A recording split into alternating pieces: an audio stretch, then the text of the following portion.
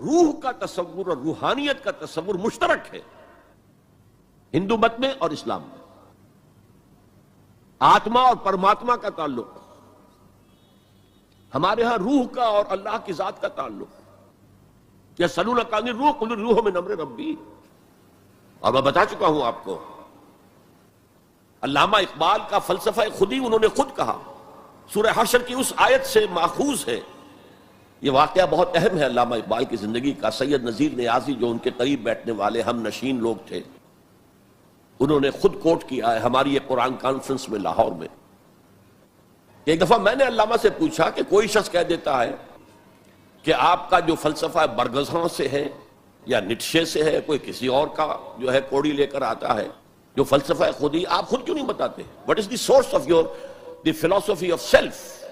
فرمایا کہ اچھا کل فلاں وقت آ جانا، میں تمہیں ڈکٹیٹ کرا دوں گا.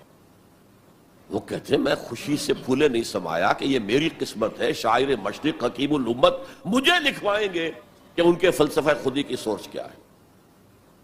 وقت معین پر میں آ گیا کاپی پینسل تیار کر کے، اور مجھ سے کہا ذرا قرآن مجید نکال لینا شیلف میں سے. میرے ساری امیدوں پر اوس پڑ گئی کہ مجھے تو خیال تھا ہسٹری آف فلاسفی کی کوئی کتاب نکلوائیں گے یا کسی اور فلاسفر کی کوئی کتاب نکلوائیں گے. یہ قرآن نکلوایا. کھولو سورہ حشر، پڑھو اس کی آیت، وَلَا تَكُونُوا كَالَّذِينَ نَسُوا اللَّهَ فَأَنسَاهُمْ أَنفُسَهُمْ. ان لوگوں کے مانند نہ ہو جانا جنہوں نے اللہ کو بھلا دیا تو اللہ نے انہیں اپنے آپ سے غافل کر دیا. یہ کون سا اپنا آپ ہے جس سے انسان غافل ہوتا ہے؟ کیا اپنے جسم کے تقاضوں سے غافل ہوتا ہے؟ جسم کو تو بڑا دھو کے اچھے سے اچھے صابن سے دھوئے گا اور جو ہے صاف کرے گا اور اچھے سے اچھی چیزیں اس میں لگائے گا، تیل لگائے گا اعلیٰ، اور سب کچھ کرے گا. ذرا سی تکلیف ہو جائے گی تو بھاگا جائے گا ڈاکٹر کے پاس. کس سے غافل ہے؟ اپنے حیوانی وجود سے غافل ہے کوئی؟ اس کے تقاضوں سے غافل ہے کوئی؟ یہ کوئی اور وجود ہے انسان کا جس سے وہ غافل ہوئے، وہ اس کا روحانی وجود ہے. اور یہی میں نے آپ کو بتایا تھا، اپنشد کا یہ جملہ میں پڑھ کر وجد میں آ گیا تھا. یہ بھی ایک اچھی بات ہے آپ کو بتا دوں. ایک زمانے میں جبکہ امریکہ میں نے کہا تھا تھر تھر کانپ رہا تھا، جو سیلاب کمیونزم کا جا رہا تھا، پورے ایسٹرن یورپ کو کھا گیا تھا وہ نظام، اور ان کے پاس توڑ کوئی نہیں تھا. دنیا بھر کے غریبوں کے لیے ایک روشنی کا پیغام تھا، ایک امید کا پیغام تھا. ہیو ناٹس کے لیے ایک بڑی اپیل تھی. کہاں سے کہاں وہ پہنچ چکا تھا، لیٹن امریکہ پہنچ چکا تھا. کوئی انویژن تو نہیں ہوا تھا. It was the invasion of the philosophy, invasion of an ideology, Marxism. تو انگریز جب کانپ رہا تھا امریکہ تو اس نے ملینز کی تعداد میں قرآن شائع کیا، انگریزی ترجمہ، دی گلوریس قرآن، مارمڈیوک پکتھال کا ترجمہ، اور مسلمانوں میں تقسیم کیا. بابا تم اپنے قرآن کو پڑھو، دیکھو، اپنے دین کے ساتھ جم کر رہو، اس بے خدا جو ہے یہ نظام اس کو ترک کرو، چھوڑو. اور ہندوؤں کے لیے گیتا میں نے پڑھی اس وقت، انگریزی ترجمہ. اپنشد کا ایک سلیکشن تھا، وہ میں نے پڑھا. یہ مڈ 50s کی بات ہے، بلکہ سو ٹو سے اٹ واز ارلی 50s. جبکہ ابھی میں میڈیکل کالج کا اسٹوڈنٹ تھا، میں نے اپنشد پڑھا، گیتا پڑھی. اپنشد کا صرف ایک سلیکشن تھا، گیتا پوری تھی. وہ بھی اسی لیے کہ تم اپنے اپنے مذہب سے چپک جاؤ تاکہ کمیونزم کی طرف تمہارا رجحان نہ ہو. یہ اس کے اس خوف کا مظہر ہے.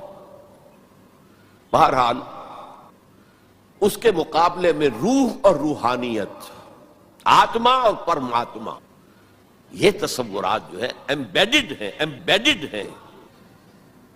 آپ اگر وہ جملہ سنیں، میں نے پہلے بھی سنایا ہے اپنشد کا، جو بالکل معلوم ہوتا ہے اس آیت کی ترجمانی ہے. Man in his ignorance identifies himself with the material sheets which encompass his real self. اس کی اصل خودی، اصل انا تو اندر کی ایک حقیقت ہے. اس کے گرد یہ گوشت پوشت کا کور چڑھا دیا گیا ہے. انسان جس کو سمجھتا ہے یہ میں ہوں، یہ میں نہیں ہوں. میں تو وہ خودی ہوں، وہ انا ہوں، وہ ایگو ہوں، وہ آتما ہوں جو اس شریر کے اندر ہے. یہ تصور جس قدر سٹرونگ ہے ہندو مت کے اندر، انہیرنٹ ہے اسلام میں بھی، اور آج کی دنیا اسی کے خلاف تو جا رہی ہے. The world is world of matter only. What is beyond matter we don't care. Because وہ ہماری جو ہے حواس خمسہ کی گرفت میں آتا ہی نہیں. ہم اس کو کیسے اسٹڈی کریں؟ ہم تو چیزوں کو دیکھتے ہیں، سنتے ہیں، چکھتے ہیں، چھوتے ہیں، سونگتے ہیں، نتیجے نکالتے ہیں. تو یہ دنیا ورلڈ آف میٹر تو جو ہے ہمارا میدان ہے انکوائری کا، تفتیش کا، تحقیق کا، لیکن یہ کہ وہ ماورائے مادہ، ماوراء طبیعت، میٹا فزکس، اس سے ہمیں کوئی دلچسپی نہیں ہے خدا یا نہیں ہے، ہوگا۔ یہ کائنات تو ہے نا، روح کوئی ہے یا نہیں ہے کس نے دیکھی؟ جسم تو ہے نا، آخرت کوئی ہے یا نہیں ہے؟ یہ دنیا تو ہے نا، تو جو ہے، جو واقعہ ہے، جو ریئلزم اسی کا نام ہے، جو ریئل ہے اس تک اپنی توجہ محدود رکھو۔ جو مذہب کے ایسنس کے خلاف ہے، اس مذہب میں ہندو مت اور اسلام مشترک، وہ ایسنس آف مذہب، روح اور روحانیت۔ نمبر 2، ہندو اسکرپچرز کا اگر مطالعہ کیا جائے ان کی اصل زبان میں، اور سملیرٹیز جو ہیں اسلام میں اور ہندوازم میں ان کو واضح کیا جائے دلائل کے ساتھ، حوالوں کے ساتھ، اور ان کو ہائی لائٹ کیا جائے۔ اختلافات اگر ہیں وہ بھی ہیں، لیکن سملیرٹیز کیا کیا ہیں۔ یہ کام میرے علم میں آیا تھا کچھ عرصے سے، مولانا محمد منظور نعمانی جو لکھنؤ والے ہیں ان کے صاحبزادے کر رہے ہیں، اور مجھے خوشی ہوئی تھی۔ اب جو کچھ کیا ہے ذاکر نائک صاحب نے، وہ اتفاقی ہے کہ میں ٹیلی ویژن کھولا ہوا تھا، اس میں ان کا پروگرام آیا، میں نے پورا دیکھا ہے، وہ سملیرٹیز بٹوین ہندوازم اینڈ اسلام۔ اب میں اپریشیٹ کرتا ہوں، یہ کام کرنے کا ہے جو ہم نے نہیں کیا بدقسمتی سے۔ ہم نے یہاں آ کر یہاں کے لوگوں کے ذہن کو پڑھنے کی کوشش نہیں کی، ہم نے تو ان پر حکومت کی ہے۔ اللہ اللہ خیر صلی اللہ۔ جب تک آپ کسی قوم کے ذہن کو نہیں سمجھیں گے، ان کی سوچ کیا ہے، ان کی سوچ کا صغرا کبرا کیا ہے، پریمیسز کیا ہے جن پر کہ ان کے عقائد کھڑے ہوئے ہیں، آپ کیسے کمیونیکیٹ کریں گے؟ ہم نے ضرورت ہی محسوس نہیں کی۔ Why to communicate? ہمارے پاس طاقت ہے، we have brute force and we can govern them, that's all۔ یہ ہماری مجرمانہ غفلت رہی ہے، یہاں پر مجرمانہ غفلت رہی ہے۔ میرا بھی ایک واقعہ جو ہے اس زمن میں بہت ہی سبق آموز ہے۔ آج سے 13 سال قبل میں ہندوستان جب آیا تھا 1991 میں، تو میں لکھنؤ بھی گیا تھا، وہاں مولانا علی میاں میرے منتظر تھے، پھر انہیں جانا تھا ضروری رائے بریلی اپنے آبائی شہر، تو میں بھی ان کے ساتھ ان کی گاڑی میں بیٹھ کر گیا۔ 24 گھنٹے وہاں میں مقیم رہا، اس مسجد میں نماز پڑھی، 4-5 نمازیں پڑھی، جہاں سے کہ سید احمد بریلوی رحمۃ اللہ علیہ نے اپنی ہجرت کا آغاز کیا تھا۔ وہاں میں نے ان سے ایک بات کہی کہ مولانا، دوسرے مدارس جو ہیں بریلوی اور دیوبندی، شاید وہ تو میری اس تجویز پر غور تو دور کی بات ہے، اس کو سننے پر بھی آمادہ نہ ہو۔ ندوہ نسبتاً کھلے خیال کا، کھلے ذہن کا سمجھا جاتا ہے نمائندہ، تو آپ ندوے میں سنسکرت کی تعلیم کو لازم کریں، تاکہ آپ کے طلباء جو نکلیں وہ ویدوں کو پڑھیں ڈائریکٹلی، اپنشد کو پڑھیں ڈائریکٹلی۔ کہنے لگے ہاں یہ تو آپ نے بہت اچھی بات کہی، بہت صحیح بات ہے، بہت صحیح ہے۔ لیکن 2 سال کے بعد شکاگو میں ایک کانفرنس میں وہ بھی مدعو تھے، میں بھی مدعو تھا، ہم دونوں ملے، میں نے پوچھا مولانا وہ آپ نے کچھ کیا؟ کہنے لگے میں تو بھول ہی گیا۔ اس سٹیج پر وہ آ چکے تھے کہ وہ نسیان انہیں ہو گیا، انہیں یاد ہی نہیں رہا کہ مجھ سے انہوں نے وعدہ کیا ہے، لیکن میں نے یہ بات ان سے کہی تھی۔ میرے علم میں آیا یہاں ہی کہ ایک مصنف شمس نوید عثمانی، جن کی کتاب آپ نے پڑھی ہوگی اب بھی نہ جاگے تو، کافی دن ہو گئے میں نے وہ کتاب پڑھی تھی، اس میں ڈوبائے ایک فرینچ اورینٹلسٹ جو ہے اس کی رائے انہوں نے کوٹ کی، میں حیران رہ گیا۔ وہ 40 برس تک انڈیا میں مقیم رہ کر اس نے ہندو اسکرپچرز کا مطالعہ کیا، and he came to the conclusion that Manu is actually Mahanooh، حضرت نوح علیہ السلام کا ذکر، منو، مہانوح، اور منو سمرتی جو ہے حضرت نوح علیہ السلام کی شریعت۔ یہ ایک کرسچن ہے، اس کی تحقیق ہے، اس تحقیق کو اب انہیں ہائی لائٹ کیا جائے، اسے عام کیا جائے، اس کو پہنچایا جائے، تو پھر وہ جو ہے مغایرت کے پردے جو حائل ہیں، وہ مغایرت کے پردے کچھ اٹھیں گے، ذہن کچھ کھلیں گے، بات کرنے کا، کمیونیکیشن کا موقع بنے گا۔ اب آ رہی ہے وہ بات جو میں سمجھتا ہوں کہ آپ کو اچھی نہیں لگے گی۔ میری رائے یہ ہے کہ کسی بھی صورت میں آپ کو سیکولرزم کی حمایت نہیں کرنی چاہیے۔ اسلام کی روح سے سیکولرزم کفر ہے، اور وہ اگر واگا کے مغرب میں کفر ہے تو مشرق میں بھی کفر ہے۔ آپ اس کی پروٹیکشن لینا چاہتے ہیں، اس کی امبریلا کے تحت آنا چاہتے ہیں، یہ آپ کی قومی جو ہے فرار، ورنہ سیکولرزم کس شے کا نام ہے؟ کیا اسلام کسی درجے میں کمپیٹیبل ہے اس کے ساتھ؟ سیکولرزم کا مطلب یہ ہے کہ آپ ایک سرکل بنا لیں، اس سرکل کے اندر ہے پولیٹیکو سوشو اکنامک سسٹم. یہ تو ہوگا، کسی بھی مذہب سے کوئی تعلق نہیں اس کا. عوامی حاکمیت جو بدترین شرک ہے، اس کی بنیاد پر جو پارلیمنٹ آئے، جو کوئی مجلس ملی آئے، جو کوئی کانگریس آئے، وہ جو ہے قانون بنائے. ہومو سیکسولیٹی کو جائز قرار دے، اسے اجازت ہے. ہومو سیکسول میرجز کو رجسٹر کروائے، ٹھیک ہے. It has no reference to any religion whatsoever. ہاں، اس سرکل کے پیری فری پر چھوٹے چھوٹے سرکلز بنا دیجئے. یہ ہندو مت ہے، یہ اسلام ہے، یہ سکھ مت ہے، یہ بدھ مت ہے، یہ فلاں ہے، یہ کرسچینٹی ہے، یہ جوڈائزم ہے، یہ ہے تاؤزم ہے. یہ رہیں گے پیری فری پر. یہ انفرادی معاملہ ہے زندگی کا، اور اس میں آزادی ہے ہر ایک کو.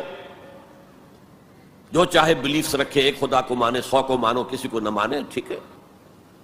شہری تو ہے وہ، جس طرح چاہے پوجا پاٹ کرے، درخت کو پوجے، پتھروں کو پوجے، بتوں کو پوجے، ایک انسین خدا کو پوجے، جس کو چاہے پوجے.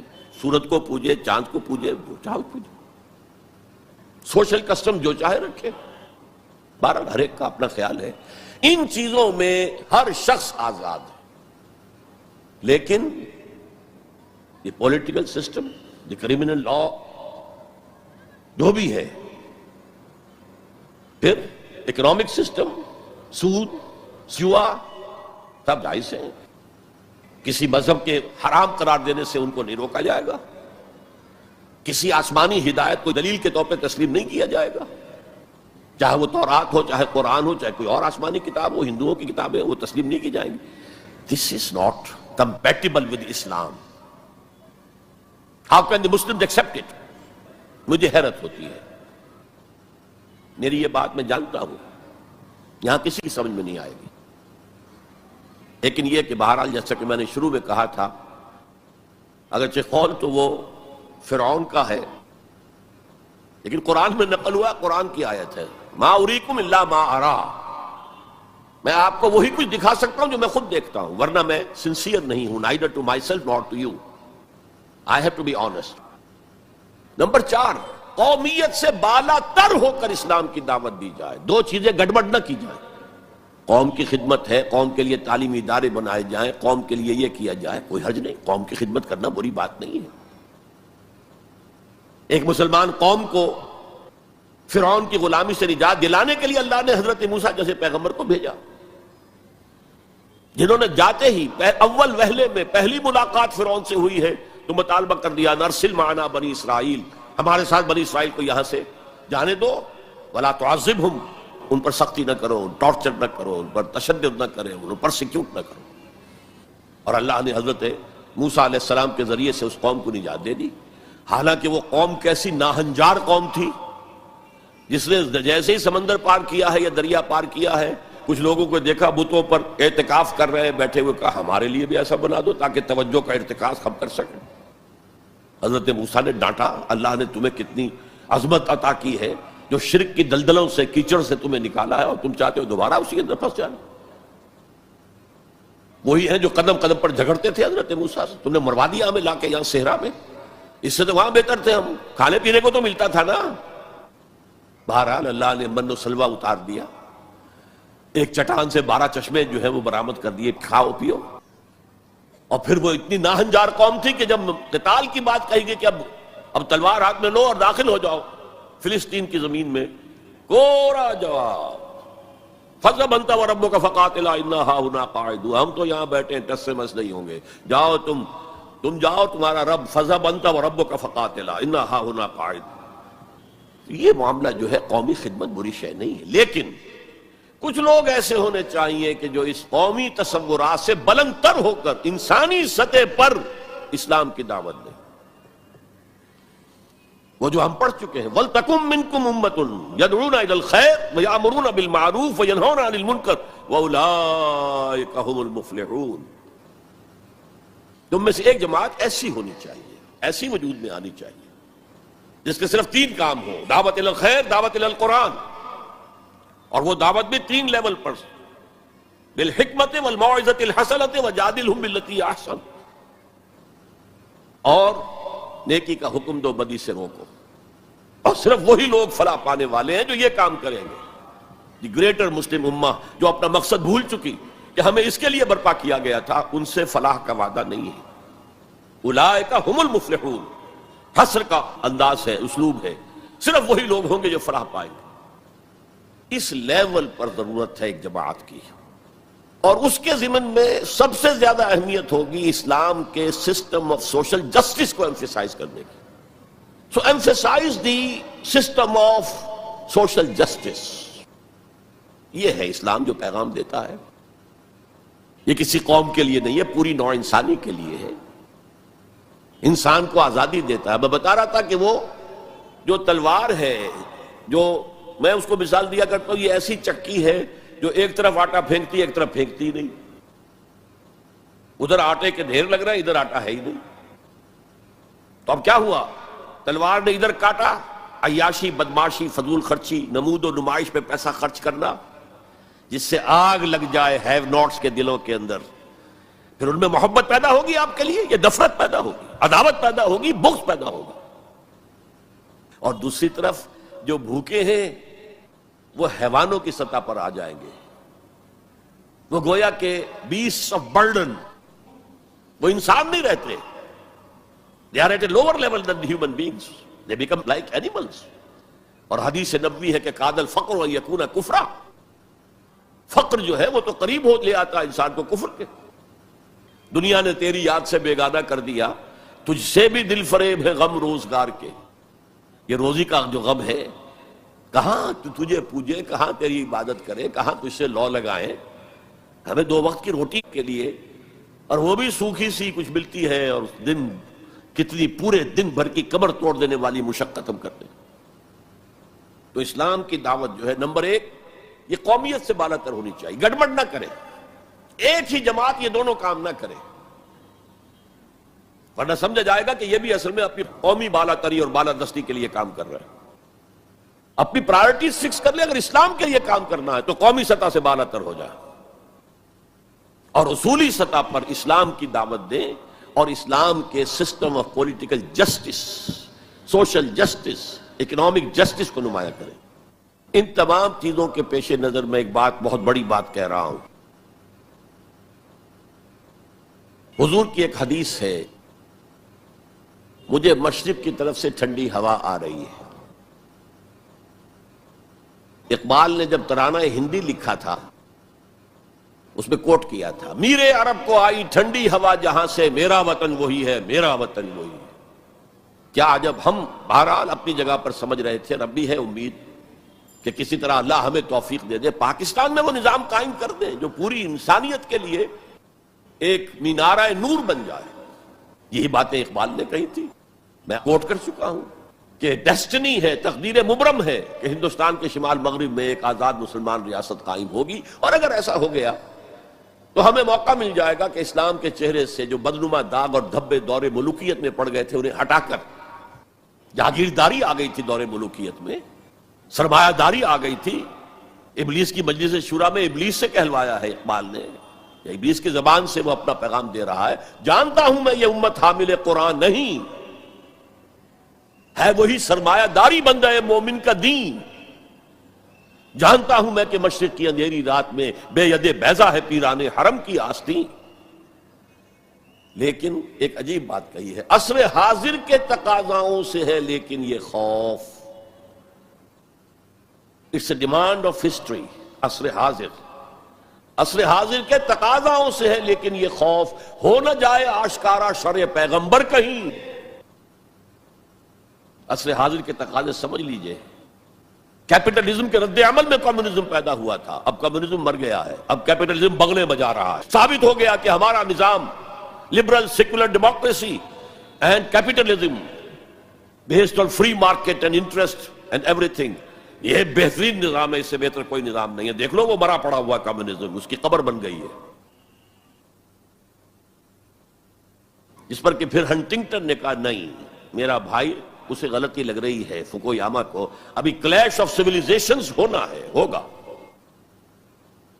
بہرحال یہ جو نوید تھی کہ آئے گی ٹھنڈی ہوا، ایک خیال یہ ہے اب بھی ہے، شاید حالات جس نہج پر جا رہے ہیں شاید پاکستان اور افغانستان مل کر وہ جگہ بن جائیں کہ جہاں پر اسلام کا نظام پورا کا پورا دی پولیٹیکل سوشو اکنامک سسٹم نافذ کر دیا جائے. فیکٹس آن دی گراؤنڈز کے اعتبار سے کوئی آثار نہیں ہے، لیکن there can be some divine, کوئی ایسا شکل پیدا ہو جائے اللہ کی طرف سے. میں اس سے مایوس نہیں ہوں، ابھی بالکل مایوس نہیں ہوں. اگرچہ تاحال ہم فیل ہو گئے اس میں، ہم تو وہی نظام جو انگریز چھوڑ کر گیا تھا جو کا تو لے کر جا رہے ہیں. آپ بہت بہتر اس سے رہے اس اعتبار سے کہ آپ نے جاگیرداری کو تو ختم کر دیا. ہمارے ہاں تو جاگیردار مسلط ہے، اور جہاں جاگیردار مسلط ہوگا اور 70% آبادی جو ہے وہ دیہی ہے، گاؤں کی ہے، جاگیرداروں کے انگوٹھے تلے ہے، وہاں سیاست کیا ہوگی؟ سیاست جو ہے وہاں پر it's the musical chair game of the jagirdars and lords, اور کچھ بھی نہیں. بہرحال اللہ کرے کہ یہ اس بر عظیم سے، پاکستان بھی آخر اسی بر عظیم کا ایک حصہ تھا، بھارت اسی بر عظیم کا حصہ ہے، بنگلہ دیش اسی بر عظیم کا حصہ ہے. میں وہاں بھی گیا تھا تو میں نے کہا تھا کہ آپ یہاں نظام خلافت قائم کریں. وہاں خلافت اندولن ایک بڑی تحریک بھی اٹھی تھی. حافظ جی حضور کا نام آپ نے سنا ہوگا، بہت بڑے پیر تھے وہاں کے، جنہوں نے ایک موومنٹ شروع کی تھی کہ خلافت کا نظام قائم کیا جائے. لیکن یہ ہے کہ کیا عجب کہ ہندوستان کی قسمت میں ہوئی. شمس نوید عثمانی صاحب نے جو بات کہی ہے وہ قابل غور یقیناً ہے. اگرچہ مجھے پڑھے ہوئے اس کتاب کو بہت دن ہو گئے ہیں، لیکن مجھے امید ہے کہ جو بات میں کہنے چلا ہوں وہ ان کی طرف غلط منسوب نہیں ہوگی. لفظی طور پر کوئی غلطی ہو سکتی ہے. انہوں نے یہ لکھا تھا کہ امت مسلمہ کی قیادت پہلے ملی ہے سامی النسل لوگوں کو. یہ میں آپ کو بتا چکا ہوں. فرسٹ رائز آف دی مسلم امہ، دین the first fall of the مسلم امہ، then the second rise of Muslim Ummah, then the second fall of Muslim Ummah, just as the first rise of Bani Israel, and then the first fall, and then the second rise, and then the second fall. So first rise of the Muslim Ummah was under the leadership of the Arabs.